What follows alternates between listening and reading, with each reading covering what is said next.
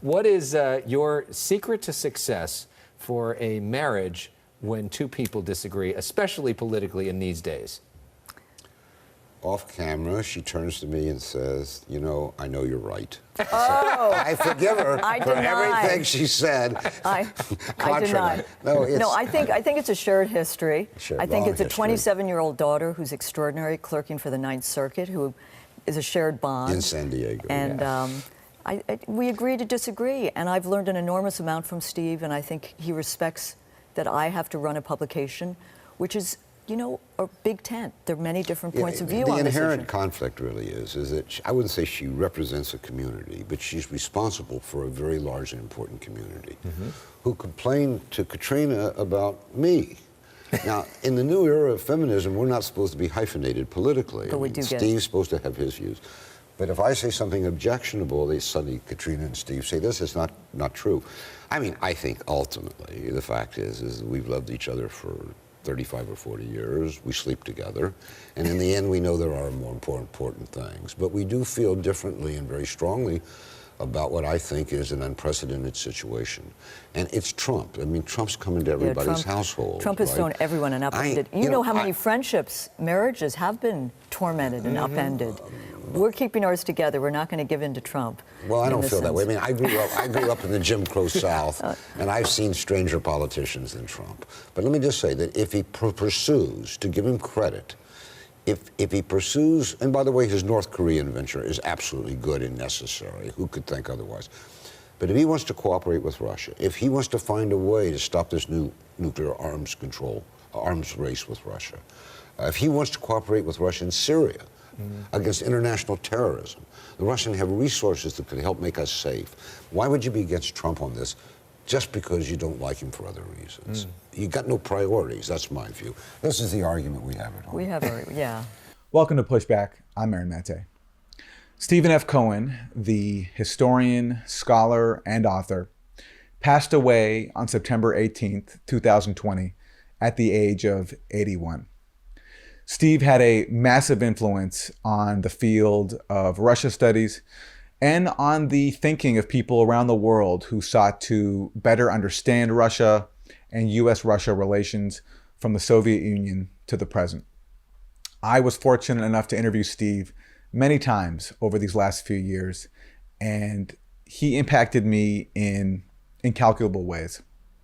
Well, today we're going to remember Steve with his wife, Katrina vanden Heuvel, editorial director and publisher of The Nation magazine.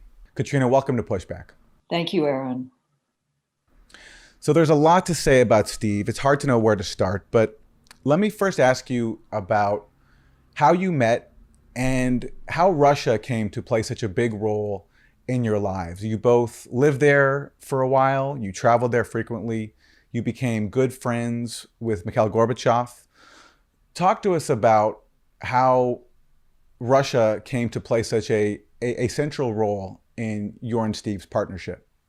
Thank you, Aaron. And Steve always valued your work and valued coming on to talk to you and talking to you on the phone and hearing your insights and sharing what he could. And your writing for The Nation was always important to him, as it is to me.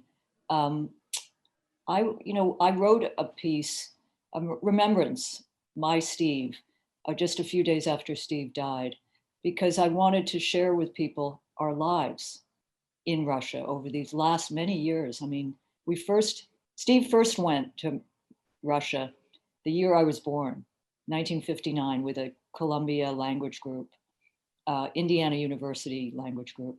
But we met because I went to Russia in the Soviet Union in 1978 on a kind of Princeton alumni tour. I didn't speak a word of Russian at that time. It was all strange.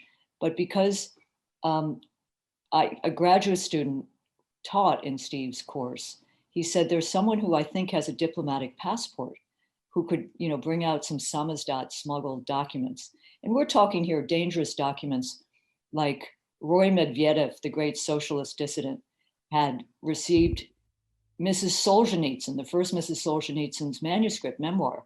And could I get that and bring it out? It turned out I did not have a diplomatic passport, but we talked when I came back from Moscow, St. Petersburg, and Steve and I got to know each other.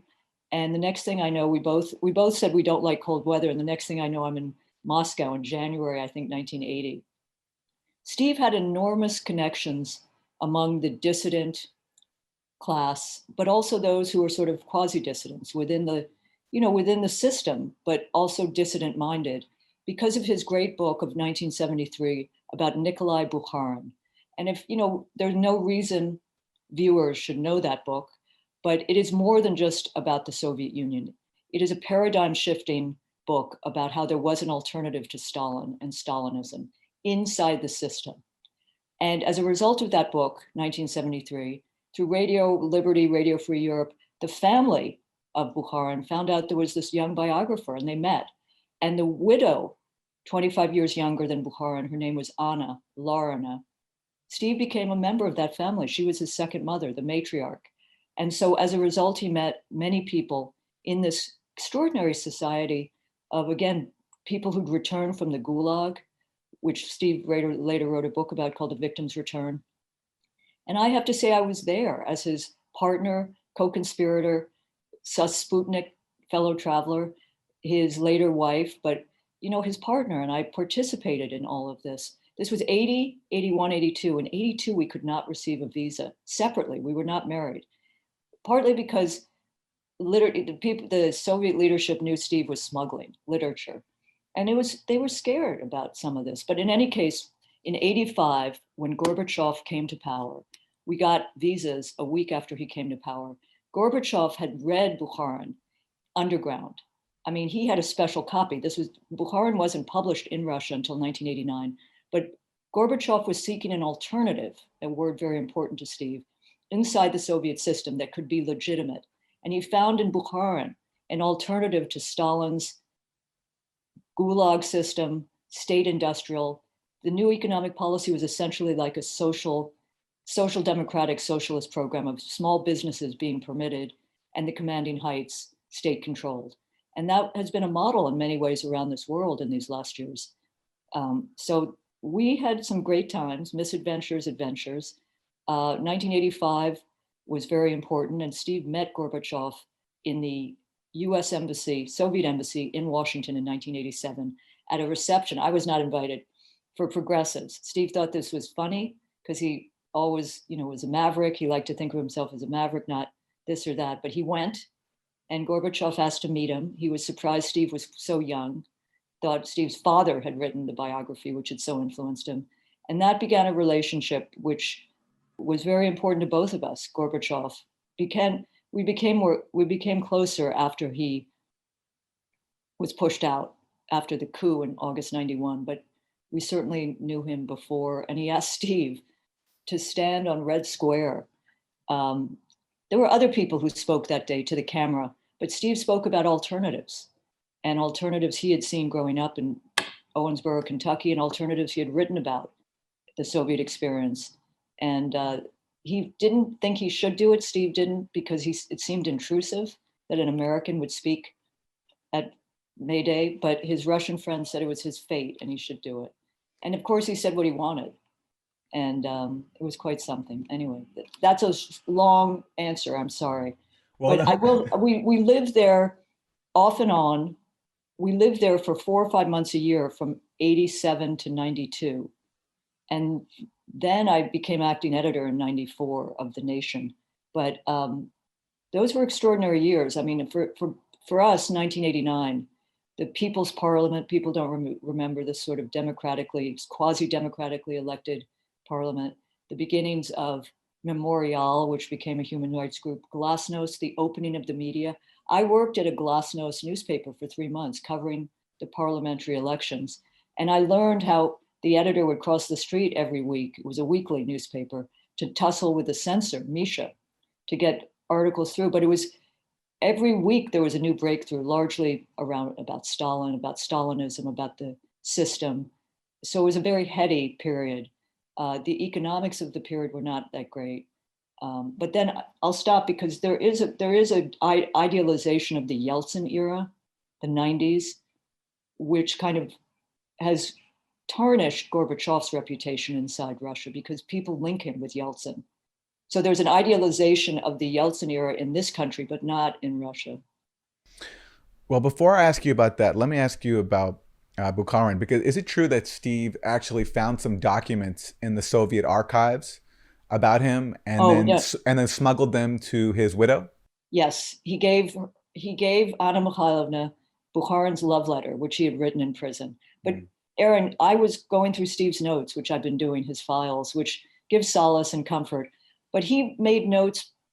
He always had, like a legal pad and red pen, but he made bullet points. In 2013, he wrote, he was preparing to do an archive-enriched version of Bukharin. We had arguments about this because he wanted to go into the book and open it up. And I said, it's a classic. Write a 50-page introduction. He had so much new material. Every trip to Moscow, he would go to the archive like a scholar and find it and personal items. Because when he wrote the book in 73, he had no access to any of that. It was, a very different period. So he could have, and I somehow will find a way to do a new introduction. I would never touch the classic, but he gave Anna Mikhailovna the love letter. He found Bukharin's prison diaries, which were published in Russia and in the United States. He helped publish Anna Mikhailovna's memoirs. So there were a lot of very personal materials that Steve found. And he was a great archive rat. He loved working in the archive. He would set off in the morning when we were in Moscow and spend 4 or 5 hours, often just sipping tea and chatting with the archivist who loved him, and would share dog pictures with him while he was trying to find notes of Bukharin and Lubyanka, the prison. Anyway, but he had that was a side of Steve that he put aside, Aaron, as he writes in these notes, because of Ukraine, because of the outbreak of a Cold War he, as you know, thought was more perilous, more dangerous than the first, second Cold War. And he felt obliged. And then he began to do John Batchelor radio every Tuesday and just began to fall into this habit of writing up a dispatch late into the night after he'd done the radio. And then I would edit it the next morning. It was difficult sometimes because he didn't wake up till quite late. So I'd be sitting with it and waiting to call him and say, you cannot say that. No, I didn't do that.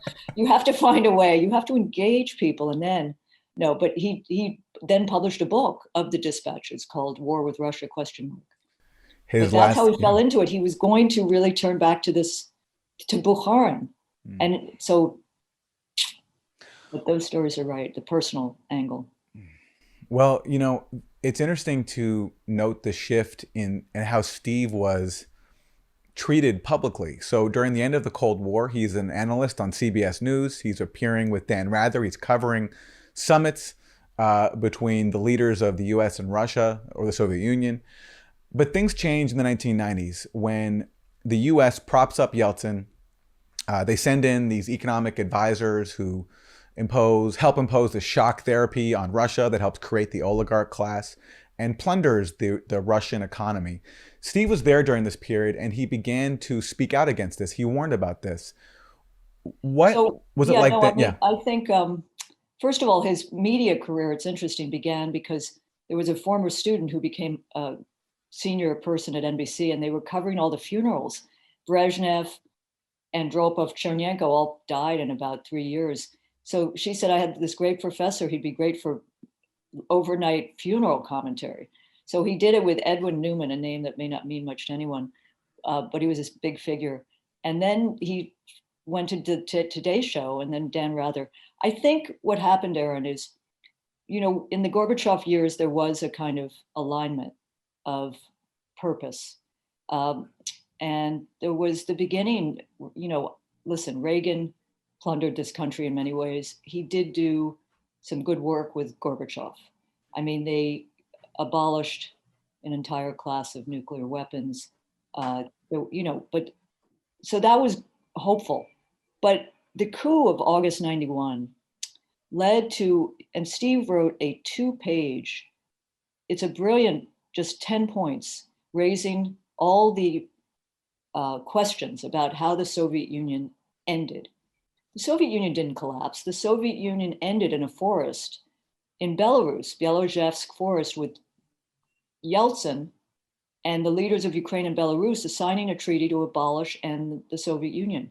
But it's on the internet, Steve's 10 points. He just raises, he doesn't weigh in firmly, but he raises analytical questions. Yeltsin was viewed, and you can look at the literature, Strobe Talbot, others who were in the Clinton administration, as someone who would do the US's bidding to a large extent.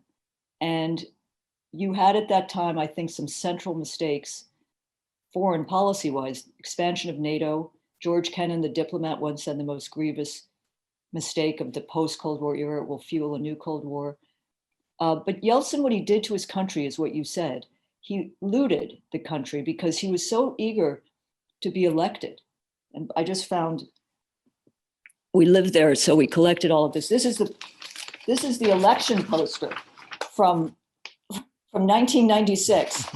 Yeltsin running against the leader of the Russian Communist Party. The oligarchs in the United States poured money into Yeltsin's campaign. Worse than that, Yeltsin did something called loans for shares. He sold off the commanding heights, oil and gas and other minerals, to the oligarchs who supported his campaign. The depression of Russia, of the Soviet Union in those years, before the collapse and after, was greater by any measure than the United States depression. People fell into poverty, people felt plundered, and he was, as I said, he was idolized in the United States. But the 90s were a very traumatic period for many, many Russians. And so when Putin, I always like to tell, maybe you probably know this, Aaron, but they looked around the Yeltsin family, the team, for someone who could step in and protect Yeltsin and his family. And I think they went to Stepashin, who'd been like KGB. They found Putin, who had worked with the mayor of Moscow, Anatoly Sobchak, who was alleged to be very corrupt, and Putin protected him and got him out of the country at one point, thereby allowing him to avoid arrest, Sobchak. So they brought in Putin, Yeltsin and the team, and in 1999, 2000, he becomes, appointed, and the first act as president was to give immunity to Yeltsin and his family, give immunity. And so Putin comes into a country that's ravaged, and he begins to restore, quote, order. Now, Steve gave a lecture on the Nation cruise many years ago, and he knew perfectly well that Putin had overstayed his welcome, that the so-called vertical had become calcified. But you also needed to understand how Putin came to power. So who he was and is was an extremely young, not very experienced leader who was thrust into power at the head of a state, Russian state, that had collapsed 2 times. Think about this. The state had collapsed, the whole state system, twice in the 20th century, in the Russian Revolution in 1917, and with the end of the Soviet Union in 1991. In Russian, this is called smuta, S-M-U-T-A. If you've seen Boris Godunov, the opera, or any version, that's the subject. It's called Time of Troubles, and it means great misery for Russia. Foreign threats, the people fall into misery, poverty, warfare, civil war. That happened twice in the 20th century. So Putin inherits this situation, a state that's still disintegrating and collapsing in the year 2000, badly. Could come apart at the seams with all its weapons of mass destruction.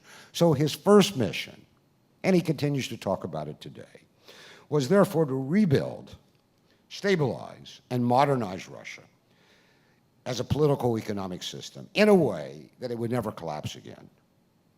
This, for Russians, is the worst thing that can happen.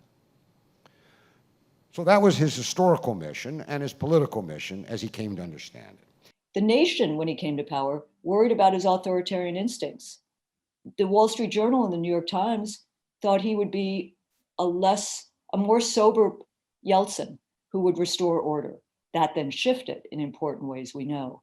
But that's the background in many ways for Putin. Yeltsin, and he always accused rightly of de-democratization in his own country, but Yeltsin began de-democratization. He fired on his own parliament in 1993. He shut down newspapers. The killings of journalists began under Yeltsin for reasons of corruption and crime.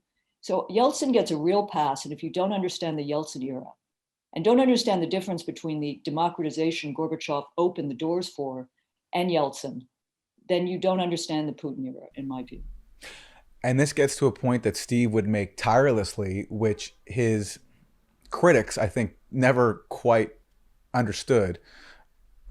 probably intentionally, which is that if you want to understand Putin, you have to understand him in the context of Russian history, not American history or any other country, but in Russian history. And he comes from this background that you describe of a decimation of Russia in the 1990s.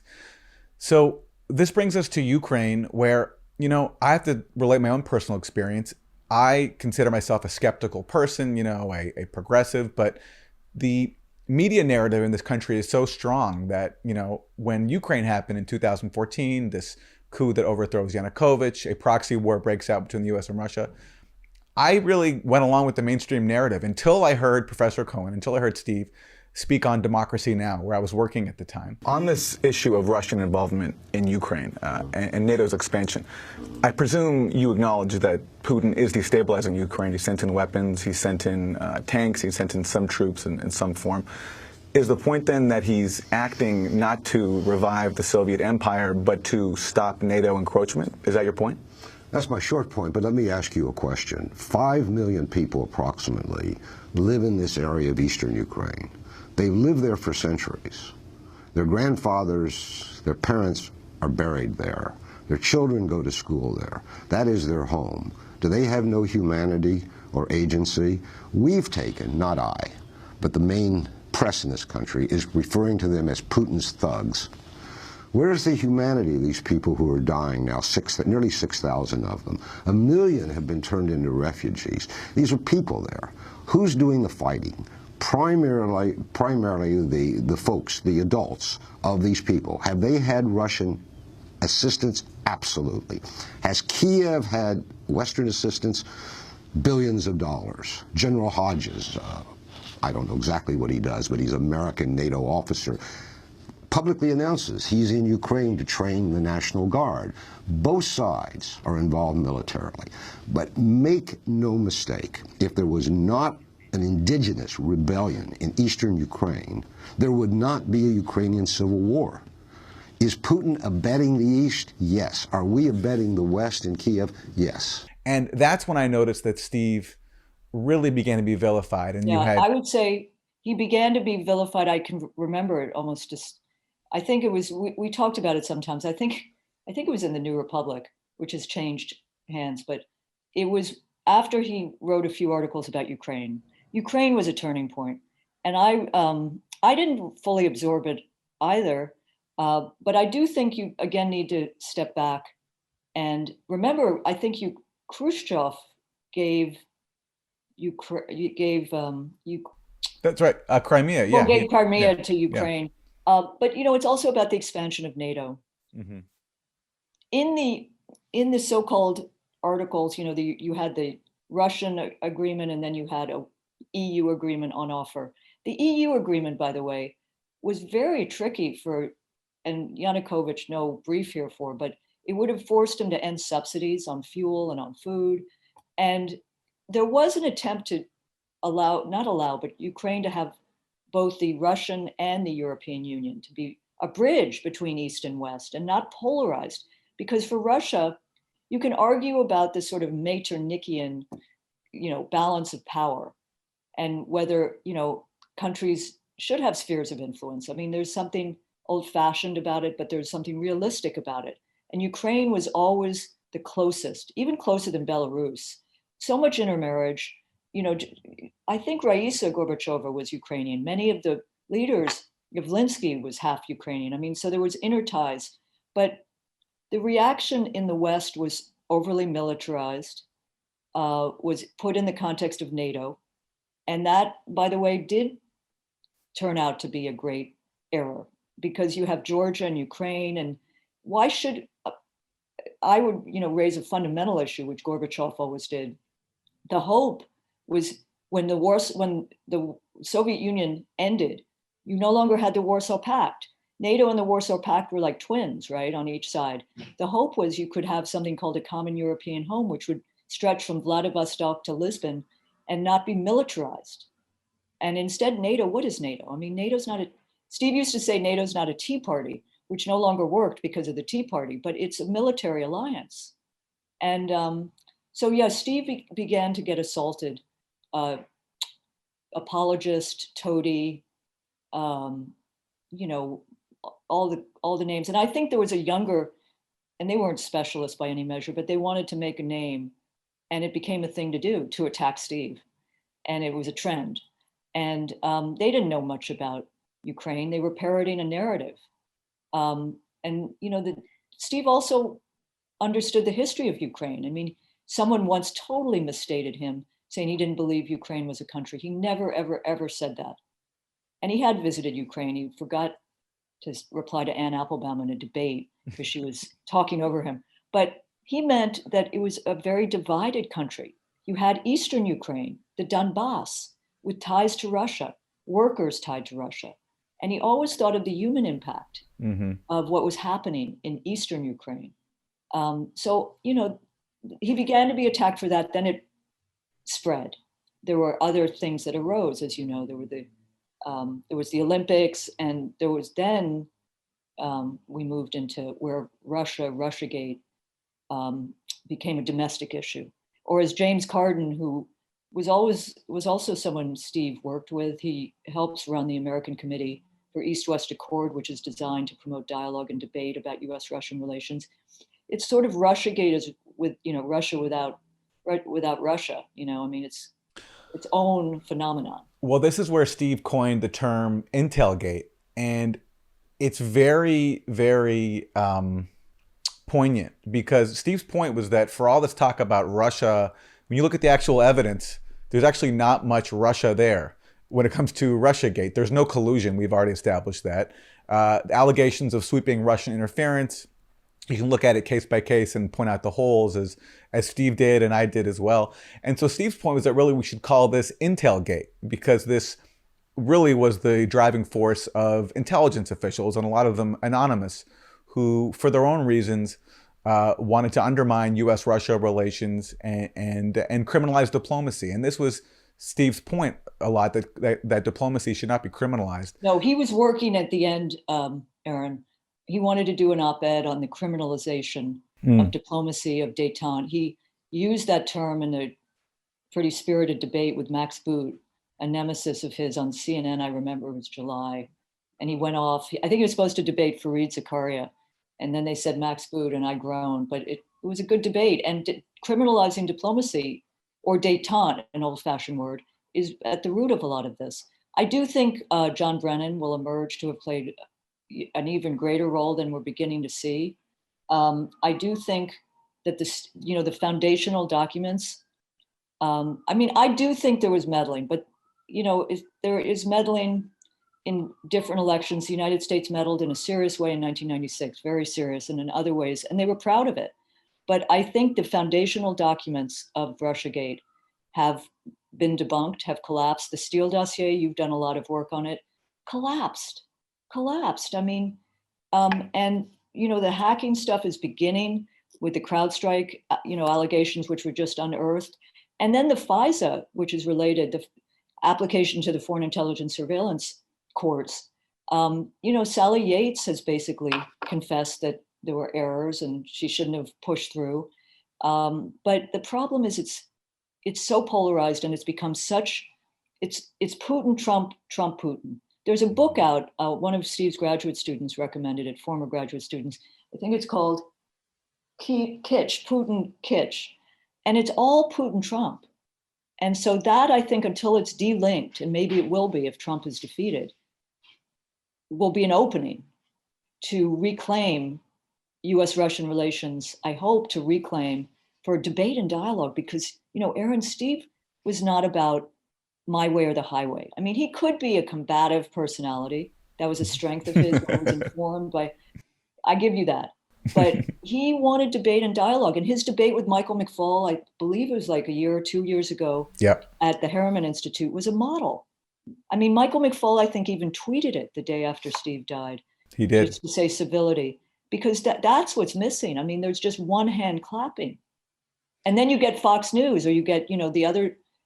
And, you know, I think what you do at Real Clear Investigations is factual, is bullet, you know, you get, and I was reading them to Steve in the last weeks, trying to rile him up.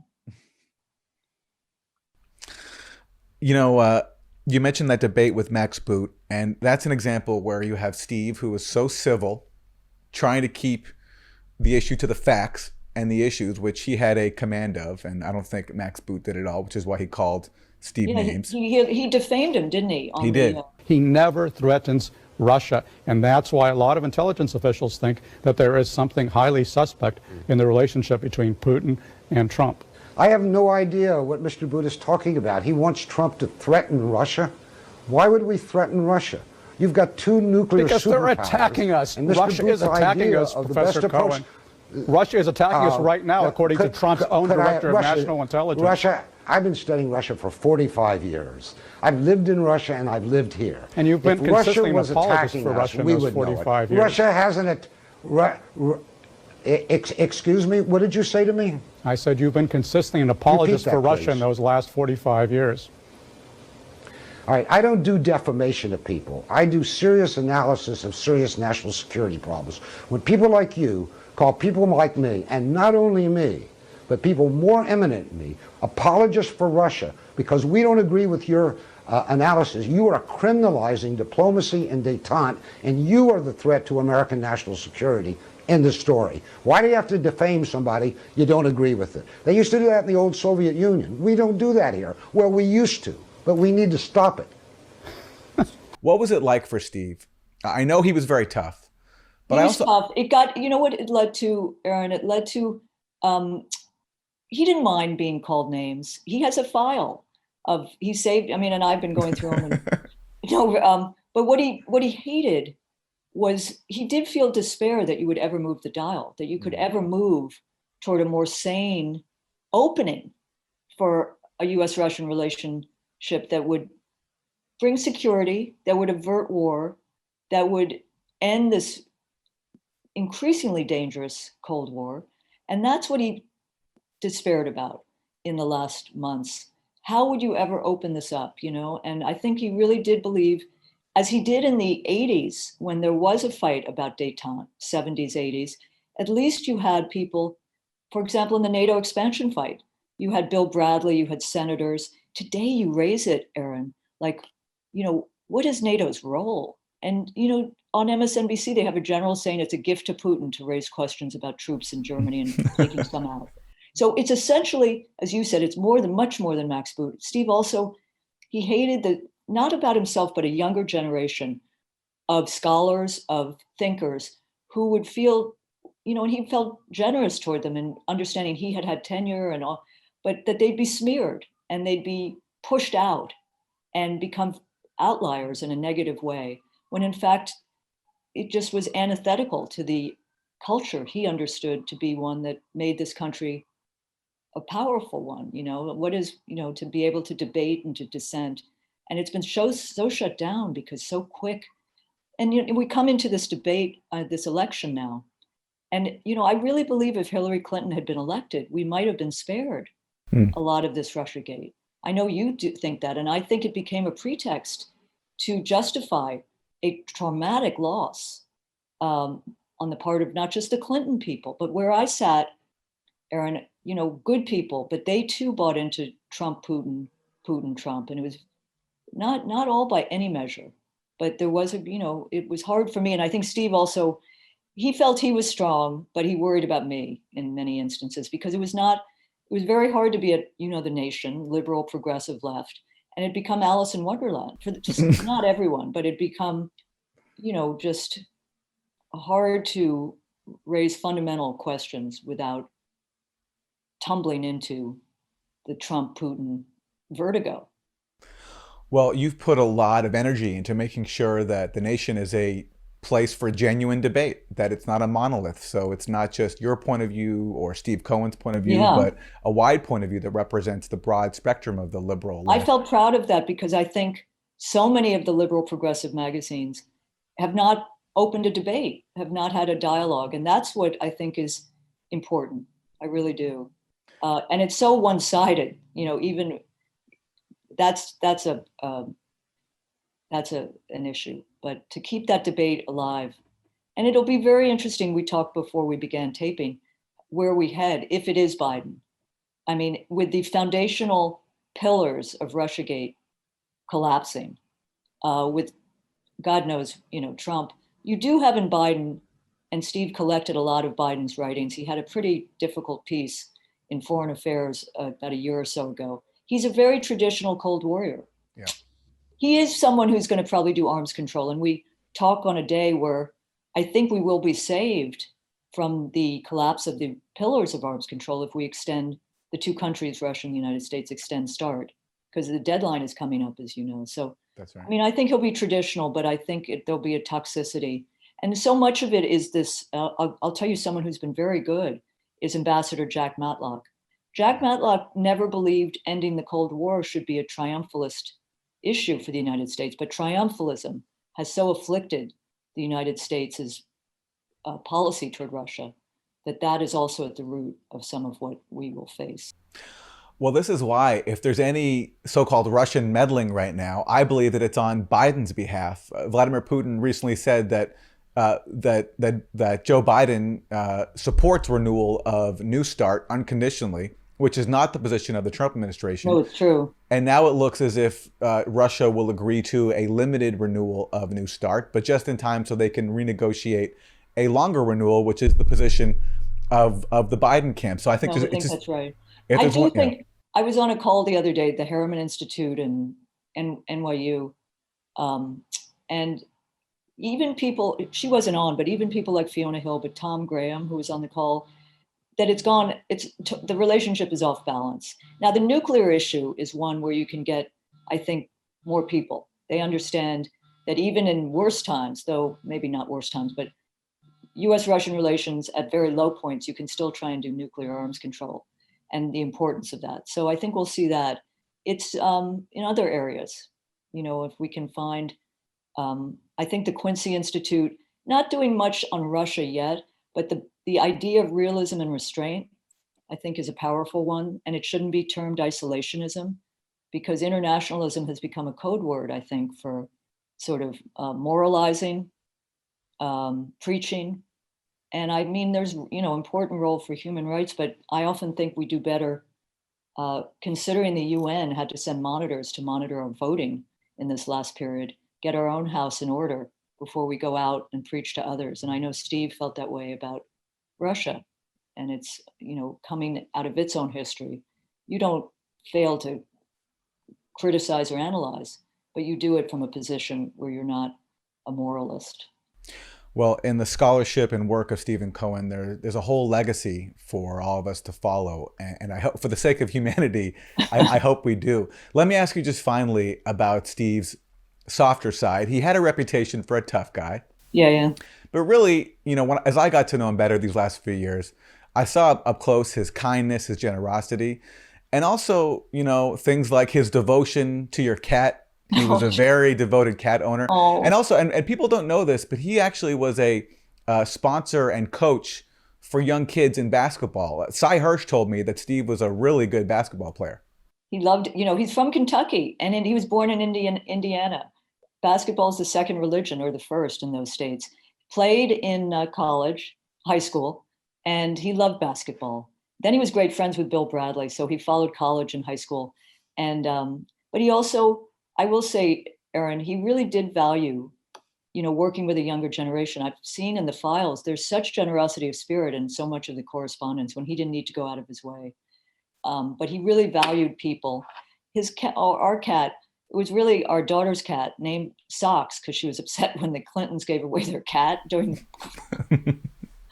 But Socks died Labor Day, and that was very hard. But the last sort of trip we took was around the corner to the vet to give, and we got the urn back. He had the, and he loved the tournaments in the neighborhood. We're going to support them. And our daughter played b-ball, and he did have a softer side.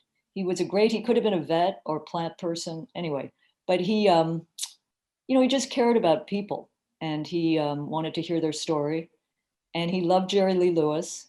I remember him sitting in Moscow listening to Jerry Lee, and I think everything had come together. So he could be intimidating, no question about it. He could be gruff. And if he didn't quite get you, anyway, but he was very generous and caring, and he really enjoyed talking and being with people, and especially talking about what he cared so deeply about. And he did Russia from a perspective of having lived there also, and he cared about it. So many people who study, I think, U.S.-Russian relations have never really cared in that way. So there's an aridity or sterile quality to some of what passes for discussion, policy, etc. But yeah, he was, I miss him, his files, and he has this great anecdote lecture I told you about. He did it at every year, and people would come from far and wide, and it's like a comedy class. People are laughing, but these are anecdotes rooted in Russian life that explain an important part of Russian society and life. And he loved that part of it too. Well, I can't wait to hear those. And to Thank you for having me on, Aaron. And I remember the summer of 2017. It was a tough summer, and I think you were leaving Democracy Now!, or you were there, and you had written a piece, and it was a very important connection. Well, I'm forever indebted to you and Steve. You let me write at The Nation. I think we did invaluable work, and I won an award for it. And you did. You won I.F. Stone Award. That was exciting, and I think it showed the respect you're reporting. The new editor, Don, I know you've worked with him, and he wrote a brilliant biography of I.F. Stone. If you're list viewers, he was the Nation Washington correspondent for 5 or 6 years in New Deal, Washington. And he spoke out against the McCarthyism of his time and was... Yeah, we haven't even used that word. It's interesting. I mean, I did all my work in college on the McCarthy period, not Eugene, Joe, but there are definitely overtones. People resist drawing that parallel. But when you're smeared for saying something because you're a Russian Putin apologist, it shuts down possibilities of... Anyway, may we onward, and may we continue to try and bring some light and sanity to U.S. foreign policy, U.S.-Russian relations. It's part of my life through Steve, and I wanted on Steve's behalf and honoring his work. Hear, hear. Katrina vanden Heuvel, editorial director and publisher of The Nation, the wife of the late Stephen F. Cohen. Thank you very much. Thank you, Aaron.